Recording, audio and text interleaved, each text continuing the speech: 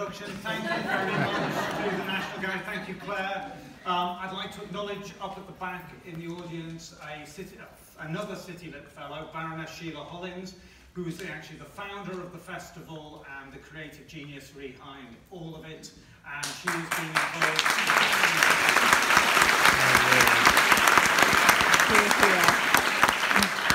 And I am delighted to welcome Grayson here. I was just saying to one of my friends, I don't actually mind having 300 people in front of me. I'm truly terrified of having you next to me. It's the sheer awe of it. Art and mental health. You're married to a psychotherapist. You are obviously one of the foremost artists in the world at this moment.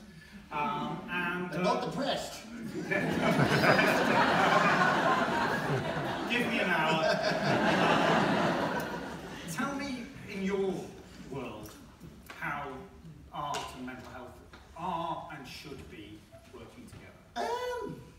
Well, I think one of the great things about art is that it kind of operates on a level which is sort of unconscious a lot of the time, and so therefore, you know, when I make a piece of work, yes, there are things that we're aware of in the conversation we have with my work or whatever, but it's also operating on an unconscious level, you know, and we're, you know, often when I look back at my early work, which I'm seeing a lot of at the moment because we put a call out for some early work, I'm going, oh my God, you know, it's like, ooh, I was letting me nick a show there, you know, it's like, I can see my kind of unconscious showing a bit too much, you know, particularly around my sexuality. And you know, I think that when we're making art, you know, we're not quite aware of what we're saying when we make art. But I think, you know, art operates, the mental health benefits of art operate on many levels. It's not just in what you're doing it about or expressing yourself, which is something that always slightly gives me the creeps. But it's this idea of actually doing it. You're doing something and, you know, applying yourself to something and giving your life meaning. That's, you know, that's the thing we're all hungry for the whole time, is giving our life meaning. You know, because life is meaningless. I hate to tell you this. You know, life is meaningless. Our job is to make the meaning. And so art is a great way, whatever sort of art is, whether it's writing or music or, you know, acting or whatever, but it's making meaning, and it's like giving yourself, you know, you're playing out your own mythology. Because I think that, you know, you know, I hate to say it, but most things are, you know, we've made them up. As I say at the beginning of my rituals program, you know, they don't come down from God, we've made them up. You know, most things we've made up the idea of nations and laws and, you know, political parties and all these things, it's all made up. And art is just and one of the great things for young people is they can feel like they have agency. You know, they're doing something, they're making a difference, they're changing the world. So as a young man, art helped you get through the childhood, which was quite difficult? I mean, yeah, I mean, I had a strong imaginary world, and I did lots of drawings, and it was a place where I could go to kind of retreat and be self-sufficient. And, you know, I built a kind of world where I felt safe and in control through drawings, but in play and all sorts of ways. And I think, you know, I see that in other, particularly sort of outsider arts, or whatever they call them now. What they call them now, there's a new word, isn't there? You have to be so careful nowadays. Yeah, they call it, not spontaneous artists now, self-taught, that's the one. That's the new euphemism. So, Alan Measles, your various manifestations over the years, yeah. Is that part of your art, or is and you've incorporated Alan Measles, your teddy bear? Yeah, didn't know. Yeah, my teddy bear. But, you know, he was the benign dictator of my imaginary world, and you know, he became this very, very powerful unconscious symbol of kind of masculinity and leadership and control. So he was like this kind of God-stroke leader of my imaginary world. And so when I was doing a show in Japan that I called My Civilization, I thought, well, all civilizations have a religion, I better have one. So I just thought Alan Measles was an obvious candidate. And at the time I thought this is quite a kind of thin joke, you know, my teddy bear. But then I suddenly realized, blimey, it's the exact template with God. You know, it's an imaginary character onto which we project our own emotions. That's exactly what cuddly toys are. And that's what God is. And so cuddly toys are God. You know, and so I always use him now as a sort of rolling metaphor of God. And so whenever I use Alan Measles, what I'm sort of saying is, this is God here. And so I've done a Buddhist, I've done a Muslim, I've done countless Christian Alan Measles, I've done all sorts of, various sort of pagan versions of Alan Measles. And I constantly keep that going because I love him as a metaphor. And then one of the great benefits of being an artist who's more well known is that you can kind of assume a bit of knowledge in the audience. They kind of know where you're coming from when I use Alan Measles now. And so that kind of gives me license to play around with it as a kind of visual an idea. Is Alan Measles still around? Oh yeah, God, yeah. He has a golden throne and he sits on my desk. Yeah. And he's all powerful. Very much so, yeah. Where was I? He rocked up the other day in something. I was doing weirdly. He rocked up in I was asked to contribute to a film about motor racing of all things. Because Alan Measles, he was that fantastic motor racing driver. But so he's got endless uses. Bless him. So the nature of identity. Like Alan Measles one, Claire's another, you as Grayson another. I mean, how much does that interplay with your art? And how much is your personal identity in your art fused, like in the case of Alan Measles? Well, I think a lot of artists, I kind of self-mythologise, and I'm interested in what I'm interested in, and what are my obsessions? Dresses, motorbikes, art. So I tend to make work about the things class. I'm interested in. I'm a kind of my big subjects nowadays are sort of sociological, anthropological kind of ideas. But I make art about the things I'm obsessed with, and so Alan Measles and being a transvestite that crops up. Brand Grayson, you are now an internationally recognised brand in so many ways. Do you actually cultivate that as part of your kind of getting your art to the public? Sometimes, yeah, if it's fun. Yeah. I enjoy teasing. There's a big motivation for me is teasing people, and so I like to tease the art world as well. So I like to play with the things that they find distasteful. I mean, the very fact that I started off making ceramics was because I was interested in how revolted they were by them. Because ceramics are often referred to sort of craft as like the suburbia of culture.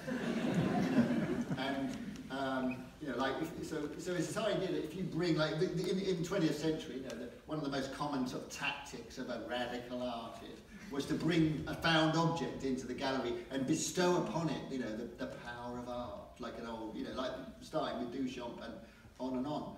And what they were doing when they got that found object, they were kind of carrying it over the heads of suburbia and bringing it into the contemporary art world. And so I thought, I'll just reach over here and bring a pottery into the art world and see what happens. And they were like horrified. Oh, it's just decorative. It's woman's work. Oh. And I was like, oh, there's a bit of mileage in this. It was like the sort of banal, almost there-ness of it was troubling to them. They wanted drama and intellectual difficulty, and what they got is sort of mild disappointment. I was sort of interested in that. And how did the ceramics then get traction under you? Because, as you say, it was a kind of bit of a cul-de-sac of culture in a lot of the elite's view, and you've kind of brought it back. It was into the gift that just kept on giving. It was a sort of art that it played against many of the kind of often unvoiced orthodoxies in art, which is over-intellectualised by far. There's too many bafflingly curators and art historians who just speak gobbledygook to each other because they're all trying to get tenure and speak to each other and be impressed and be in the journals rather than actually talk to the audience, the people who might actually come into their gallery and save it.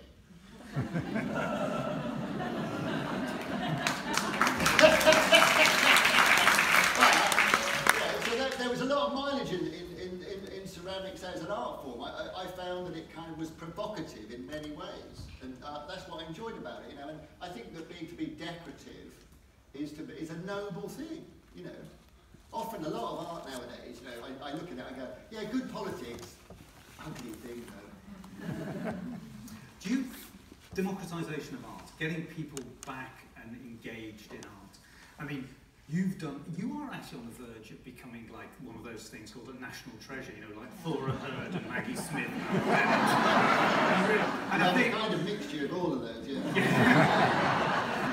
and because of that, actually, people talk about art. It's a lot great, more yeah. than it. And so you're an evangelist. You're not one of these kind of highfalutin kind of BBC Two at midnight kind of talking about things that nobody's interested in.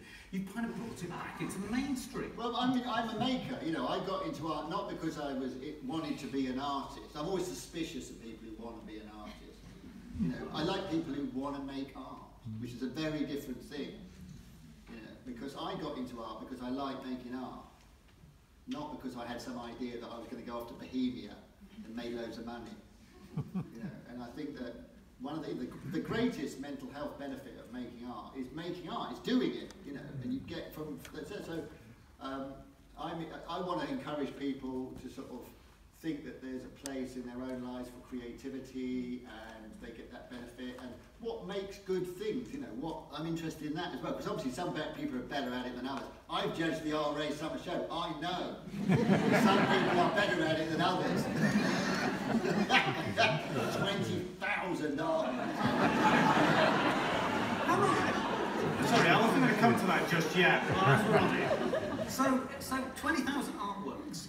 How did you do it? I mean, was that like 10 days without food? Just 6 days, and looking at a screen, and we have a little grey man that looks like a toilet door symbol, and he has a little square next to him that shows the size of the artwork. So, you know, we know how, there was like between 5 and 8 of us at any one time. And we just, you know, if we like something, we know, normally we'd know immediately whether we liked it or hated it. The difficult ones were the ones in between. You know, is that good in a bad way or bad in a good way? And of course then you see the same sort of art again and again, you know, but I made a whole list, which I'm going to be, in my show I'm doing in the autumn, I'm going to give it a full bore about the things I saw again and again and again and again and again and again and again. Was it fun? You did it. I'm sure somebody here did it. Was it fun? Yes, it's hilarious. It's brilliant. And so what I love about it is people sending brilliant stuff. There was no shortage of great art when we got sent by the public. The difficulty is dealing with the Royal Academicians' work. And how did you? Not all of it. Some of them are good. But they get kind of a free pass. They get free pass, yeah, they get six works in. And you then take the process, you've seen what you've seen, and then you start to have to basically curate it around. Yeah, you do it so fast. That was what the joy of it for me was. It took me right back to when I was a student, and I had my sketchbook open, and I had a load of magazines, and I was snipping pictures out there, just collaging away. And that's what putting the summer show up, because you do not have much time. The whole show, I had not seen a single artwork 3 months away from the opening day. So it's incredibly fast, the whole process. And then you just have to go bang, bang, bang. When the art arrives, you literally have to go bang, yeah, I like that one there, put the green one next to that. Anybody got a long, thin one? Yeah, put that one there. And it goes like that. And of course, you get into a kind of rhythm, and you enjoy the kind of interaction of the works. And I had a kind of vague idea about how I wanted the room to look. But the moment-to-moment thing, you know, I'm standing on top of a ladder just saying to the art handlers, find me a long, thin green one that will go there. Find me something with a face on, because we need a face there. So I hear Nigel Farage didn't sell. 25 grand, overpriced. I was talking about the painting. Yeah. Yeah, well, we'll get into that one. But so it's a real honour. 250th anniversary of the Royal Academy show. You get to do the big show. I mean, did you feel like, oh my God, I'm kind of, that's a special thing? Or yeah, I mean, I think one of the difficult things for any artist of any ilk, as they become more successful and they get bigger kind of opportunities, is staying in that place that I still want to be that child in the bedroom. You know, I still want to be me talking to myself with my teddy bear and my Lego, even though I'm in the studio making a piece that's worth X amount of money, or I'm in an exhibition that's going to be seen by everyone. And that is the real difficulty. And that's why, in some ways, I've been lucky in that I've had I've risen up fairly slowly. You know, I won the Turner Prize at 43, and I'm 58 now. I've had a slow burn in a way for an artist, so that's been really useful to me, because I think if you had that suddenly, you had it thrust on you, okay, you do this big thing and everybody's looking at you, because you have this constant self-consciousness of a sort of amphitheatre full of people in your head going, what's he up to now? What's he doing? Oh, look. You know, and you've got to get used to that. And then you become, and if you can stay relaxed in that moment, then you just think, you've got this extra tools there. You've got your clay, or you've got your computer, but you've also got fame and publicity and fun and a bit of money. And these are other tools you can use. So, you know, one of the great joys now is I can use those things as part of my art practice. Well, that's it. I mean, you started as an artist in ceramics, then tapestry, but also it's now television. Yeah. It's all of the different arrays of media that you're getting involved in. I mean, television, kind of slightly later in life, are you enjoying it? Yeah, it's a communal activity. You know, we're a merry band. We go around. This time we went all over the world. It was brilliant. You know, and what's lovely about documentaries, you know, you have access to these amazing experiences, and you're all together looking at them. You know, we all look down the barrel of the lens together in a way, and so we have this great little sort of commune. We go around the world. You know, there's only 4 of us. We go, and it's very exciting. And the telly, you know, like everything I do, I look at the medium. So if I look at a pot, I thought about what makes, you know, when I started pottery, I thought, well, what makes good pottery? You know, here's all the famous pots, went to the V&A, looked at what makes them good. Then when I did tapestry, I think, what makes tapestries good? With telly, I'm making it, what's good telly? I'm not doing video art. Making television, you want to sit down on your sofa and watch. Exactly. I mean, it's again about democracy, getting people involved. Now, originally, telly for you was about art, but they seem to have found a bit of a superstar, and you're now doing death. Is that you going to saying, I'd like to do this, or people go, Grayson, we'd like you to do this? No, they never are. We always have me and Neil Clomby, my director, old friend now, we sit down, you know, normally when we're making, because we spend a lot of time on trains and planes, you know, going back for these films, and we just sit down and we think, what do we do next? What should we do next? You know, and we just sort of think, oh, I've got... And he, you know, he's brilliant. He's very, very, very bright and well educated, and he, you know, he'll kind of, I'll have the impulse, and he'll kind of go, like that, and then he'll have an, what about this? And I go, ooh. And then we sort of we both think about it, and then gradually it gets patted into shape. So by the time, like now, we've already got our next series kind of in our heads, what we want to do, and then we present it at Channel 4, and they go, oh, okay, then off you go. And it must be getting pretty easy by now. You just go Channel 4 and do this, and they go. Yeah, but I think that's the, you know, if you think about it, I think one of the things with, you know, the BBC, I think one of the problems they have is that they're worried about, because it's public money, they're worried about, you know, the Daily Mail attacking them for taking risks or whatever. And the golden age of television, you know, David Attenborough probably said to Kenneth Clark, "Oh, do something about art, you know, see you in a year." You know. and now it's the iconic series, you know. And I think the problem now is that, well, we've got to go through 3 committees. You know. So, anti-elitism, getting art, getting people to understand art, religion, whatever it might be, are you winning? I don't know, I'm a member of the elite, aren't I? I'm a member of the North London liberal elite, you know, we're the baddies now. Yeah. The Royal Academy exhibition, so I went with my daughter, and I have to say, the audience wasn't, I went lunchtime on a Saturday, it was mobbed by young people, all different backgrounds. Yeah. It wasn't your standard kind of metropolitan liberal elite art people, so no disrespect. I don't know. See, one of the kind of things I think that, you know, Tony Blair, you know, whether it was good or not, said, you know, I want half people to go, at least to go to university. I think the audience for art is expanded. You know, people are more educated now, they're more open to it, and I don't know. I mean, I don't think it, you know, I don't think I'm not. I'll tell you what it is. I'm anti-elitist when it comes to kind of academia and this sort of obscurantist talking to each other.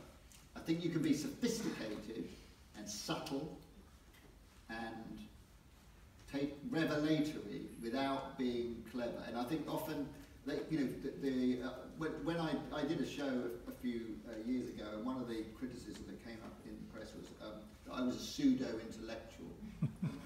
And I sort of, my tactic in those situations is to roll with it, roll with the punch. And so I said, oh, okay, how do you tell the difference between a pseudo-intellectual and an intellectual?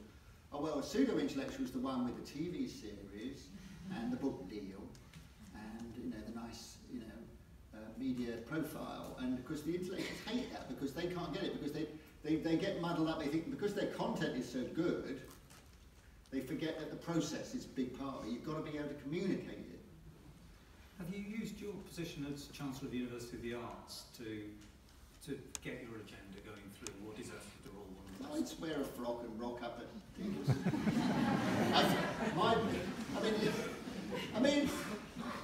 I don't consciously go out there to campaign because, you know, I respect the you know, there's one great thing whenever I go to the art schools that make up the University of the Arts. You know, I'm always struck by these are brilliant people who often have been, you know, one of the people I work with on my course I do, get my wardrobe stocked up every year, is she's been working at St Martin's Fashion College since 1964. You know, I just think, wow, she's seen it all. You know, you cannot shock her. And but she still is interested and excited when the new bachelor students come in with their ideas and things. And I think so. You know, I'm not going to tell them how to do their job, but I try to embody. You know, my role as the Chancellor sometimes I think is like this slightly scruffy teddy bear on front of a dust cart. They couldn't get Princess Anne, so yeah. I don't know, but you know, but I enjoy it. You know, I like talking to young people. They keep me sharp. You know, they're going to tell me off for being a boring old centrist dad or something. You Yeah, you can tell the audience, because if these were all young, woke students, they'd be laughing their heads off. I'll have to make more jokes about the archers for this lot. On a slightly more serious note, well, a much more serious note, yesterday was National Suicide Prevention Day, and we did... grinding of gears. Yeah, exactly. Unfortunately, and we had an event in Parliament. We had a number of MPs from cross-party talking about suicide prevention, and it was actually great to see cross-party consensus that this was something that needed to be done, as opposed to the usual Punch and Judy show that you see in Parliament. Men under the 49 in this country, the most likely cause of death is suicide.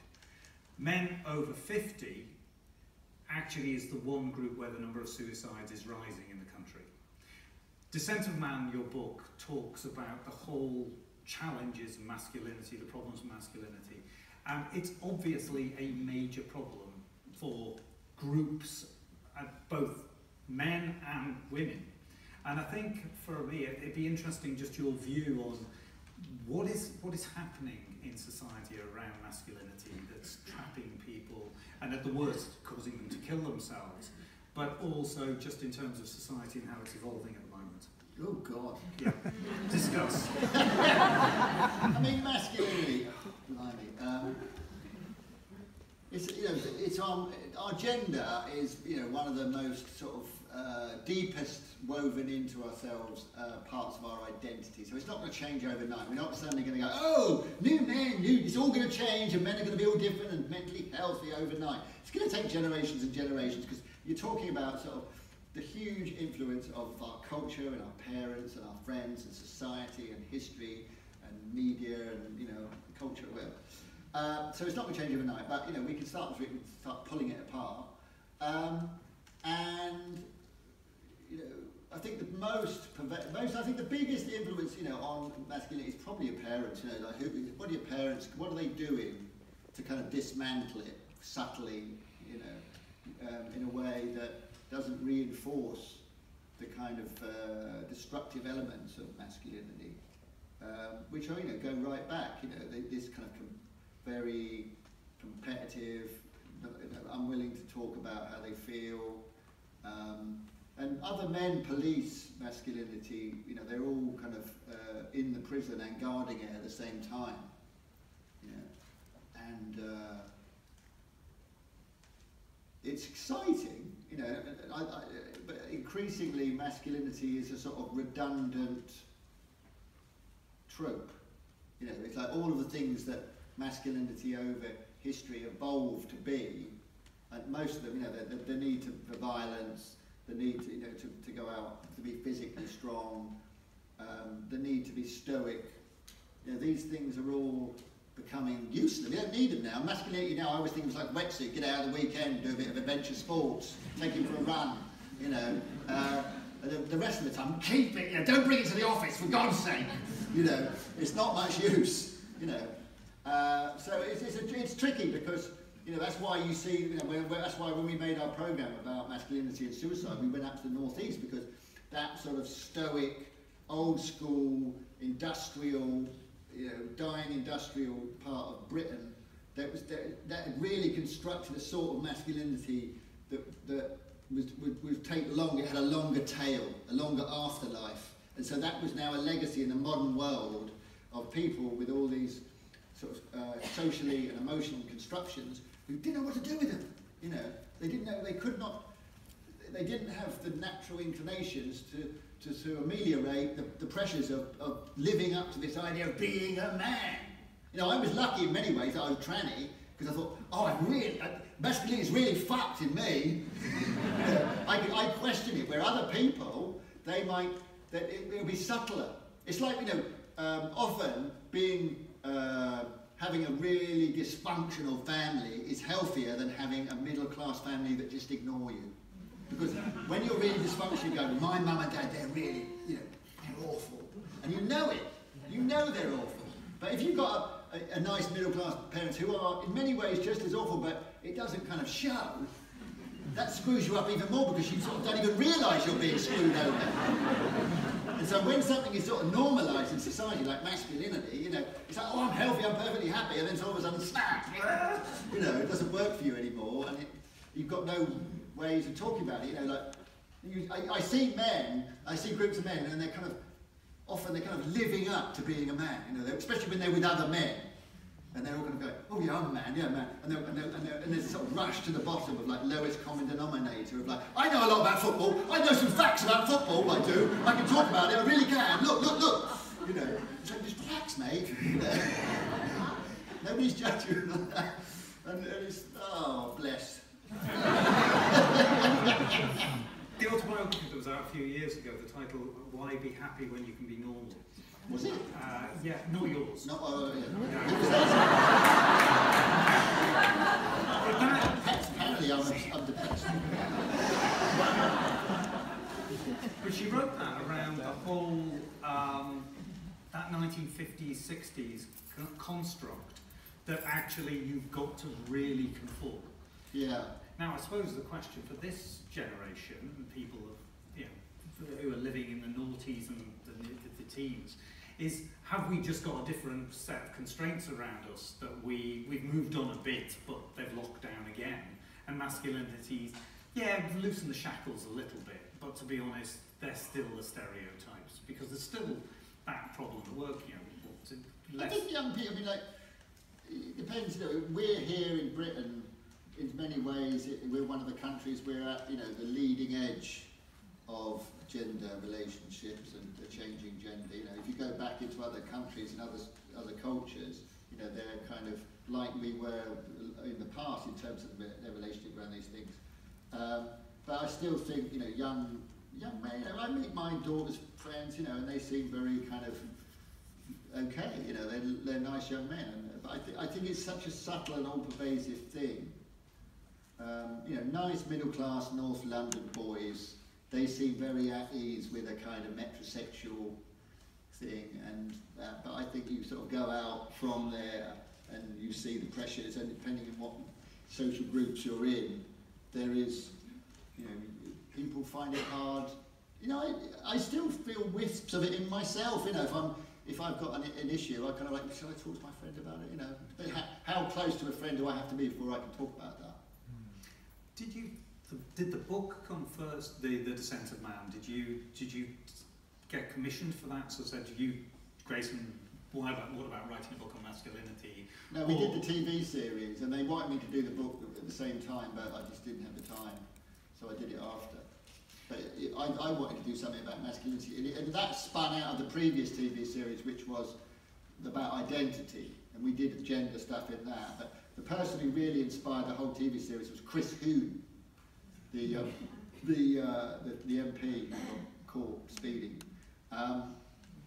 And what interested me about him was that he seemed sort of like perfectly, you know, he was incredibly good at talking about avoiding being defensive. Everything, ping, all the questions went off him like Teflon, ping, ping, ping. And I thought it's sort of interesting. I'm always interested in that sort of, when there's no drama, there's no grist there. I'm sort of thinking, what's banal about that?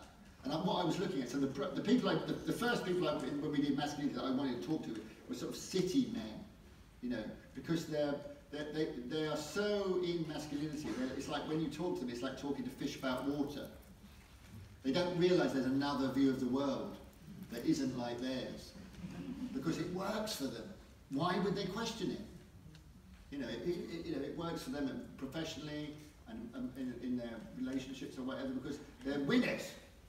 You know, and I think that that's what fascinated me about Chris Hoon. It was that there was no way in, and one of the things that I've learned one of the most important things is vulnerability.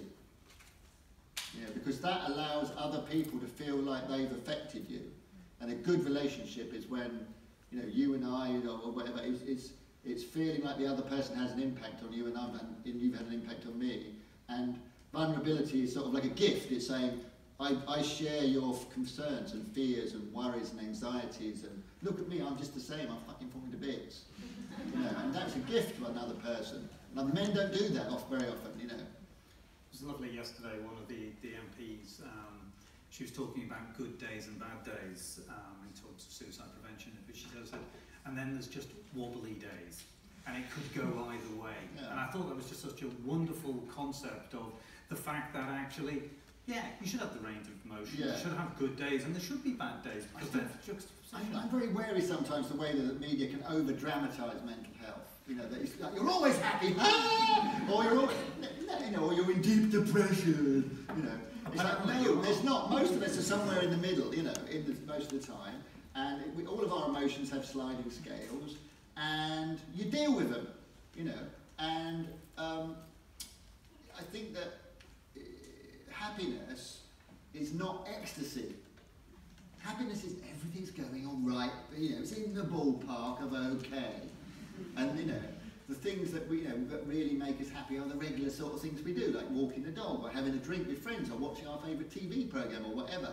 They're the things that make us happy. They're not swimming with dolphins. It's funny, we were on the stage earlier this morning. We had a panel, a very eclectic panel, biologists, journalists, philosopher, and it was called Living Life to the Full. I'm absolutely delighted, so I kind of rush in, get the brief, and I'm chairing the panel. I hope none of them mentioned doing a parachute jump. No, what was lovely? I expected people to go dolphins, parachute jump, hang glide, meet Grayson Perry, the whole of those kind of array of things. And actually what was brilliant, every one of the 5 speakers talked about eating a shepherd's pie. Actually 2 of them, bizarrely, both talked about one cottage pie, one shepherd's pie, but you get the point. And it was all about doing less, this manic society that we live in, and the assumption that you've got to be manically happy all the time and somehow scaling Everest while cooking a cordon bleu meal. They were saying no, less is more. And you can overplay the mindfulness card. I think everybody finds it's got. I'm an adrenaline addict, so I tend to sort of want to challenge the whole time. So it's finding your level that it makes your contentment. Doing less might satisfy me in some way. It's interesting. So this playback a year ago on this stage, I was in conversation with Ed Bulls, and Ed is a fellow at CityLit. He's had a very dramatic makeover over the last decade. He was perceived as Gordon Brown's kind of henchman, and he was a hard man of politics. And then he lost his seat. He lost the leadership election for the Labour Party, then lost his seat. And then he kind of reinvented himself, not really in a conscious way. A lot of it was around the fact that he has an interiorised stammer. And my colleagues at the college had helped him while he was a cabinet minister, he talked about vulnerability a lot, about, you know, being a cabinet minister and then suddenly finding out you've got a stammer is a really big problem, and you want to naturally hide it. And your whole life has been around coping mechanisms and trying to push out any signs of vulnerability. And part of the work that my wonderful team do with people is to say, you actually have to own it. I'm paraphrasing here, I'm conscious of one of my colleagues in the front row, so I'm probably plagiarising her wonderful profession. But in accepting that, he actually became a much calmer, much more open person, and a much funnier person.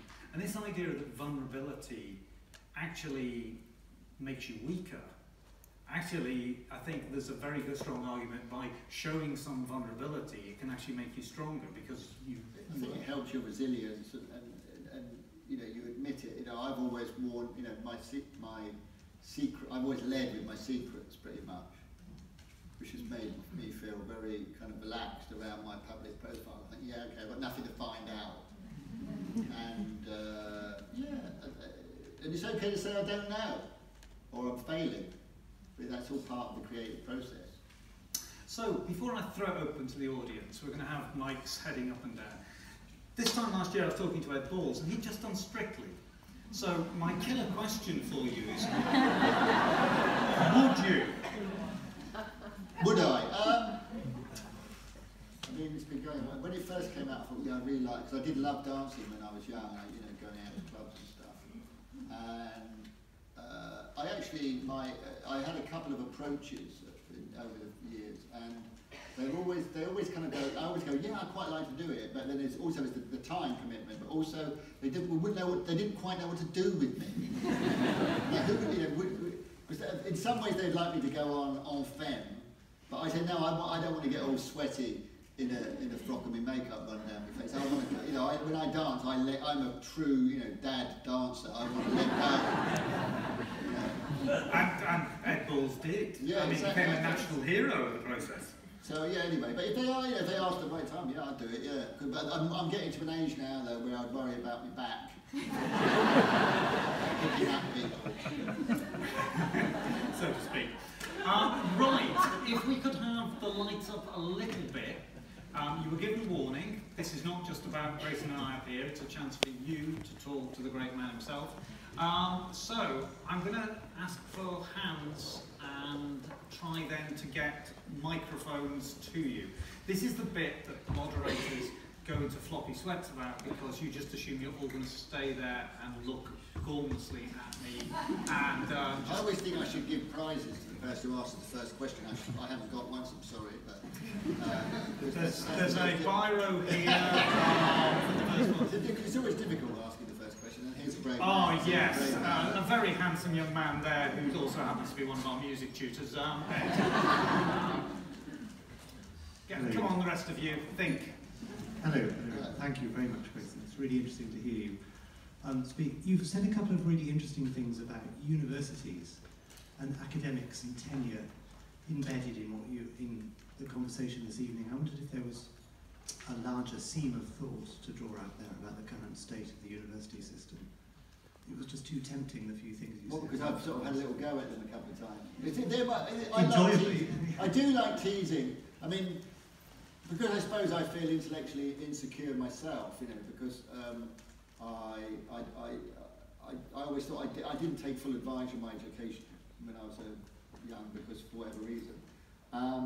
And so I've always felt intellectually insecure, and it's taken until, you know, now practically for me to feel, because somebody introduced me this idea of the organic intellectual, you know, which is I think Antonio Gramsci, the Italian philosopher, came up with this thing, and he describes it as someone who communicates the kind of folk wisdoms, the kind of you know, common sense, which I hate the phrase common sense, but it's like, you know, the natural British character, if you like, is, oh, come on, and I kind of voice that for the people.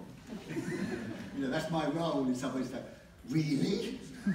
And I think that sometimes academia, it's great, there's great books, but they're impenetrable. I've sat through too many seminars and fell asleep, because what I said, content is great, but process is probably more important. How we say something is just as important as what we say.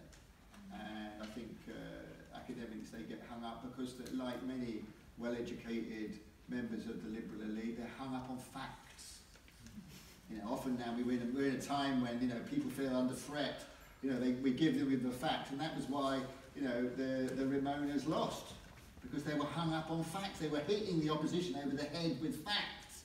Whereas meanwhile the other side was saying, oh, it's all about emotion. And if we can get, culture is upstream of politics, if we get them feeling it, the strongest message the Brexit campaign, the Leave campaign was putting out, they said they were testing out messages, was around animal rights. Because people felt strongly about their cuddly, wuddly pets. It's fuck all to do with the EU, but they knew where it would hit home. Yeah, or their teddy bear, exactly. If they'd put Alan Measles up there on the poster, they'd have won.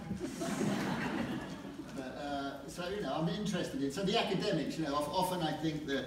Of course there's academics who deal with the emotional side of life, but I just think sometimes we over-privilege the intellect in the high arts. So often I play with that idea. Does that answer your question? Can I do a follow-on then? Can you do what? Just a quickie follow-on. Oh, all right. Because you mentioned that it was grudgingly a sort of good thing under Blair, that more, he was trying for 50% of people to go to university. Do you think that that's going to have an effect now it's so expensive that 50% of people can't afford to go to university anymore? Do you think that's going to change? I mean, it's a real, I have students come up to me saying, what do you think about fees? It's terrible, blah, blah, blah. And I go, well, the alternative is you go back to the day when I went to university, where the state pays for it, but only 11% of you go. That's not true. So it's a toughie, And I said, when you pay as much tax as I do, I pay for a good number of you to go to yeah, it's a toughie. I mean, it's great that people go and get that opportunity, because I think university, we need to re-emphasise it. It's become too instrumentalised. I think is the big worst thing about it. I hate the phrase creative industries, because people talk about it like we're doing it just for the money, but it's not like that. It's not. It's about having a good life, giving your life meaning. I always tell the students when they graduate, you are the meaning, because get out there and do it. Off you go. I wanted to ask you about the summer exhibition and public taste in art. I went to the exhibition for the summer exhibition for the first time. I really loved it, and I really liked the fact that I went in without the catalogue, and I didn't bother reading what it said on the inside of the wall, and I just went in not knowing who the artists were, how much it was worth, what it was about, whatever. But I did end up looking at the dots, on the pictures, and trying to work out from the number of dots, what it was about the exhibition that people were liking. They were cheap. Was it? Is that all it was? I wouldn't go on the dots. I mean, I think it's very interesting what you said there about not buying the little catalogue or whatever, or going around with that. Because I think that's one of the great strengths of the summer exhibition. You go round, there's no names or labels, you don't get distracted reading. A lot of exhibitions there, you end up reading all the labels and how am I meant to interpret or like or judge this piece of art. And you just have to go into a room and go, well, I like that one, I like that one, I don't like that one. And I think that's good, because we should do that. And we're allowed to do that with any art, even all the stuff in this gallery. I mean, Alan Bennett, when he was on the board of this gallery, said there should be a big sign outside saying, you don't have to like it all. Which I love that idea, because people feel that it's, because they feel insecure and anxious about, oh, I don't know much about art. You're allowed to, like and hate things as much as anyone. And that's the great strength of it. But the red dot, which was invented, I believe, by the Royal Academy, the red dot, the idea of the red dot. I do like the fact that we still do have the red dots, and but the number is nothing to do with how good they are. It's just to do with probably that they're printmakers with huge editions that are relatively cheap and it's of a little cat or something.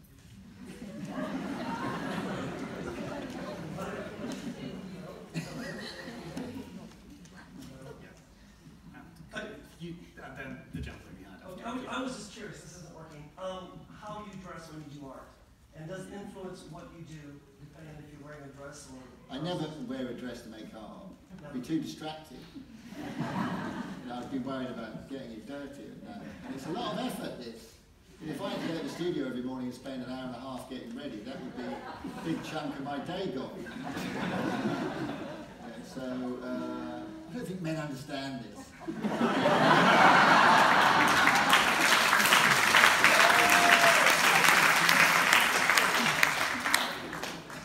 A t-shirt and a pair of dirty trousers covered in clay, that's me. And some, Birkenstocks. Shuffle. Do you suffer from self-doubt? Do you suffer from self-doubt? And if you do, how do you deal with it? Oh yeah, I do. I have, periods when, but I think that's really healthy. If you were really copying that way, hubris, that way you can really get into trouble. We've all seen artists who think that they're endlessly good and they just become endlessly bad. So you've got to kind of be your own harshest critic. Does it ever stop you from being creative? Does it linger? I don't know, I'm always wary of sort of recipes. I'm always like this, I'm always like that, or this works or that works. I wing it the whole time. I've got tactics that I do to get myself to a point where I feel like because whenever I start a work, it's always like you're going into the unknown, because if you're doing anything that's, I like to try something new for myself. I've got the vaguest wisp of an idea, and the whole process of creativity for me is sort of beckoning this golden cloud down, and as it comes down out of the imaginative ether, it's sort of going into focus, and by the time it lands in front of you as a finished artwork, it's kind of like, I suppose it's vaguely like a golden cloud. It's in the ballpark, it'll do. So it'll do is one of the most useful phrases I have as an artist. I open the kiln and it'll do. Very rarely am I kind of like, yes, yes, yes, yes, yes! No, hardly ever. It's always, because in my mind, the golden cloud was amazing. It was like, because it was vague and not here yet, but the real object. And what's lovely is from that moment of it arriving and going, it'll do, it gets better. And then gradually, as you go away from it, you start seeing the object like a member of the audience would, with no presupposition of how it should be. And then it starts to get better. So when I see my old work, I go, that's not bad. I quite like that. And so I think that's an interesting process. But in the moment of making the thing, I'm constantly having doubts about whether it's going to work, because in some ways I want to. And I think one of my bad habits is I choke and I kind of slip back into old habits which I know will work. Like, I'll be drawing a figure, instead of kind of like doing it really kind of disco, like leg up here and arm up there like Picasso might or something. I'll try and do it realistically and proper. And I catch myself mid-drawing going, no, you don't have to draw it like that, Grayson. The arms can be too long, as long as you make it look like you intended it. And I think that's and that's the thing, it's about catching yourself, not slipping back into sort of lazy orthodoxies, your own lazy orthodoxies. So constantly surprising and delighting yourself. But yeah, I'm always doubtful. Some of my most successful works when I started them, I hated them. I thought, this is so kitsch, everybody's going to hate it. And then they've been the most successful works. So yeah, self-doubt, I can do it. Right. Before let's do the rest. So the ladies over there with the mic, and then the gentleman down there, and then if we can be a bit democratic and somebody in the back, the gentleman, the middle there, the microphone can go there next, kind of thing. So yes, the lady here. Hello, Grayson. Hello, a change of mood. Sorry? A change of mood. Yeah. In the last year or so, I've been encouraged to take up art, and I've done so in response to a need to clear traumas from my nervous system. And knowing I'm sorry, that... I'm having trouble. I'm trouble hearing it. It might be me, it might be you. I don't know. I've got my hearing aids, but I'll turn it up. Can you hear better now? Yeah. Is that better? Yeah. Yeah. Okay. In the past year or so, I've been encouraged to take up art and express traumas that are trapped in my nervous system. Okay. And I've found it very helpful. I'm very grateful actually for ideas such as mind maps. I was able to start moving through things because of mind maps, being in a place where something happened, and then colours, because my nervous system is strange, and I have migraine aura, and using that to express the feeling that cannot be expressed through words. I'm okay with words, but they don't say what I need them to say. And I'm very, I know that life is technicolor. I'm very aware that my experience with my brain and my nervous system is very different for people who have mental illnesses where there is no colour. And I just wondered if you had, if you were aware of responding to trauma yourself in your work, and what colour means to you in your work. Colour? Well, I don't have anything like synesthesia or any of those sort of things where I'm aware of unusual colour phenomena. But my work, hugely, if I look back at my work, particularly early on, I know I was dealing with all sorts of mental rubbish that I was having to kind of put out there. And when you said maps, I think one of the things I did when I finished psychotherapy, my own sort of course of it, I did 6 years, because when I started, my therapist said, "Oh, you've given away a lot of your inner landscape. You've given away your territory to other people." And that's sort of an interesting thing. But then I sort of understood what he meant over the years. And then when I finished, I did this big map piece that was like a map of my mind. And that was really helpful to me. And I look back at a lot of my work, and yeah, I'm all sorts of things. I've done stuff with my dreams. I've made pieces completely straight out of dreams. And and a lot of the metaphors in my work are kind of like parts of my identity and things like that. So I found it a very useful way of working. It all comes out of me in the end. And colour, well, colour is one of the sort of things I find I'm quite politicised around colour in a way, in that I'm really appalled at how lazy people are about it. Like I'm having a motorcycle built at the moment, and because I love custom motorbikes, and I went into the workshop the other day, and I was saying, I said, I don't want anything but the tyres to be black, because I'm fed up with black bikes, and I'm fed up with going onto the tube, and everybody's just wearing blue and black, and men, they're with blue and beige and black, and so whenever I see a room, it's quite a relatively colourful room here today, but, I often when I go into a room, I scan what people are wearing, because it's like, it tells you something about the gender and the class and where they are in the kind of creative spectrum. Because people are frightened, they've got chromophobia. So I never buy black male clothes now. It's one of my rules. My wife bought me a pair of shorts over the summer, and they were black. I said, I'm not going to wear them. And so colour for me is sort of like, it's a statement of sort of, it's related to what we were talking about earlier about masculinity, because why men won't wear colour is because they are the subject. They don't want to be the object. They want to be the ones that look. Men, it's flowers. That's like lowest common denominator. That's what comedians wear when they don't want to seem like a bloke.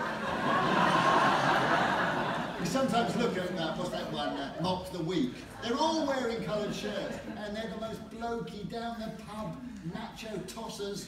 Not that you are. But I've got to be, I'm off on one, I'm ranting now. But, I just want to say then, thank you for the mind maps. It's been a bridge for me to expressing what I needed to express.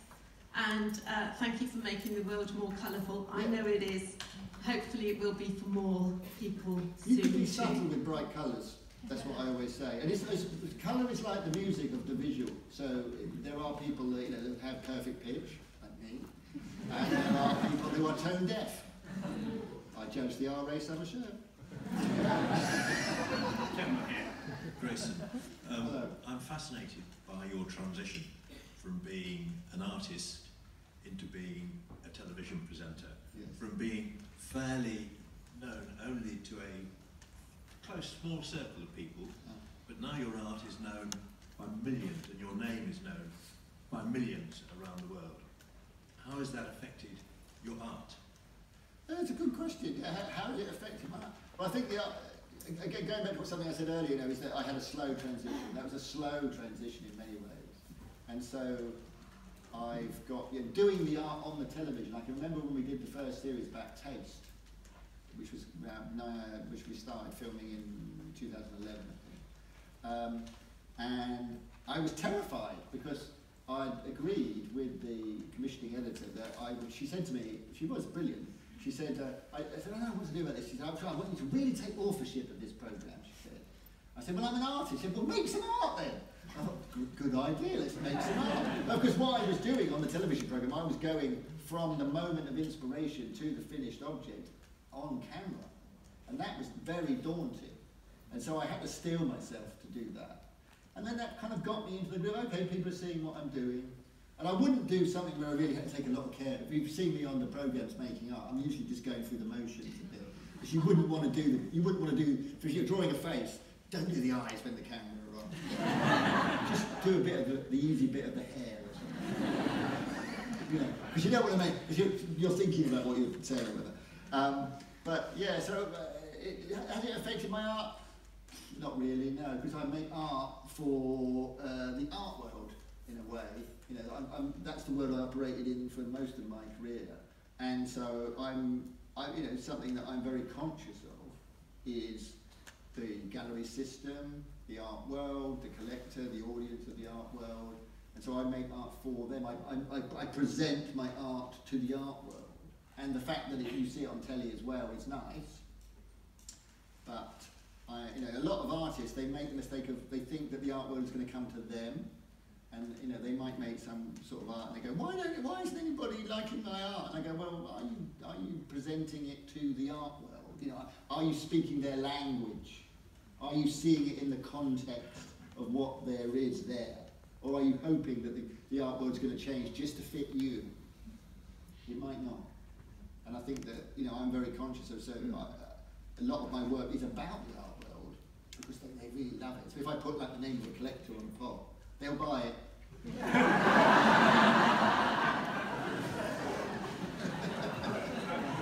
think there's a microphone over there and there's a gentleman in the middle there. So Grayson, thank you very much, by the way, and your energy is infectious. And I'm sorry I'm wearing grey, by the way. I had a question. So you do so many things. Your energy is incredible. And we talk a lot about self-care, but I feel self-care is talked a lot about for females at the moment. Yeah. How do men self-care, or how do you self-care when things are difficult, you've got multiple projects, you've got your personal life, you've got your professional life? Could you let us in a little bit into what kind of toolkit you have? That's a good, I like that, yeah, because that's very personal and touching sort of thought, because self-care, I think that to be aware of your own needs and be willing to say you need certain things, like if you're lonely, that's something that a lot of people talk about, is that they're lonely.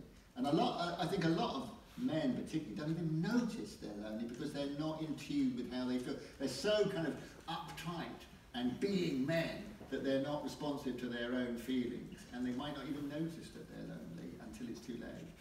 And I think that something like that, and being, sort of looking at yourself in terms of your physical health, that often mental health and physical health go in step with each other. If you have low self-esteem and you don't look after your body, and then blah, blah, blah, it all falls apart. And I find exercise, of course, is also another huge part of mental health. It's always up there in the top 5 things you can do for your good mental health is get yourself, do a bit of exercise. So I like cycling, mountain biking. I've done it for 30 years, so once or twice a week at least I get out for 2 or 3 hours, give myself a good old workout. I try to control my alcohol consumption, like many middle-class 58-year-olds, That brilliant documentary, I don't know how many people saw it, with Adrian Charles the other day. He was bang on So he was pretty extreme, 100 units a week. But you know, we've all been there. We've all been there. In the art business, there's a lot of free booze around. You know, so you've got to be careful. Yeah, actually, self-care is just like, and keeping your friend. And another thing that men need to do, I think, aren't so good as women, is keeping up their relationships going with their friends. You know, there was a very poignant article in a magazine I read a few years ago that was about a man who was getting married, and he didn't have someone to be his best man, because he'd got married, he'd gone out with this woman, and then all of the social life had come from her because she was very gregarious, and he hadn't kept up or had friends to keep going, and so her social life became his. And then when it came to best man, it was like and I thought, wow, I bet there's a lot of people like that. And I've had moments in my life like that, but now I'm more self-conscious about, you know, you don't need many close friends, but keep it up with them, you know, ring them up, text them, go see them, do stuff with them. And I think that's part of self-care as well, as our, because we're humans, we're built in relationship. And so that's a big part of self-care, is keeping relationships going, friendships. Thank you. Good question.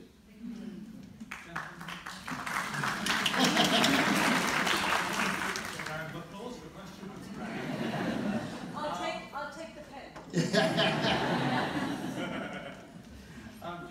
Hi, you're right. Can you wave? Hi. Hi. Sorry, my accent's coming across a bit more recognisable than I imagine I sound like, to be honest. I've kind of got a thought. It might not be a question, but I'll try and form it as well as I can, because I'm not very used to speaking in this kind of situation. I've kind of got this feeling that, because I'm like a child of the FHM lauded days. The child of the? FHM/lauded days. So the kind of men behaving badly days, and the kind of like... I've lost you there. What? I'm a child of the... it's to do with masculinity. I'm the child of the FHM and lauded magazine days. Oh, I see you mean. Right. So I'm a child of that. Right. And essentially, via lots of things that have happened in my life, it's kind of taken me 20 years to kind of come back round and be comfortable with my version of what masculinity is and what I am. And I'm just kind of concerned that with the use of social media and the internet, I'm kind of concerned that there might be some sort of like super masculinity that's kind of developed as we challenge masculinity more in the mainstream. That those areas that are totally withstanding any communication about it may be becoming kind of like more masculine than ever, if that makes sense. It's like anything that goes through social media, it becomes a thing. You know, it's like a kind of magnifying glass on everything that it kind of makes everything more of a thing. You know, and like, so if you sort of focus on masculinity, it becomes more of the masculinity, and so you get these guys, you know, gradually the sort of ab obsession. Yeah, that's exactly the kind that I was talking about. You know, in my day, you worried about how many buttons were on your baggies. You know, but no, you know, now they want the ab, they want that definition. It's that they want the rules. Men love rules. They want to know that you've got the biggest car, the biggest engine, you know, the most buttons on your waistband, and your abs are the most defined. And so it becomes a thing. And I think the internet has that very pervasive thing. I mean, someone was telling me the other day that they were showing a film to a bunch of sixth formers, and it was the Go-Between, I think the film was. It was like an old Alan Bates thing, and he's meant to be the hunk. And when he took his top off, the class laughed.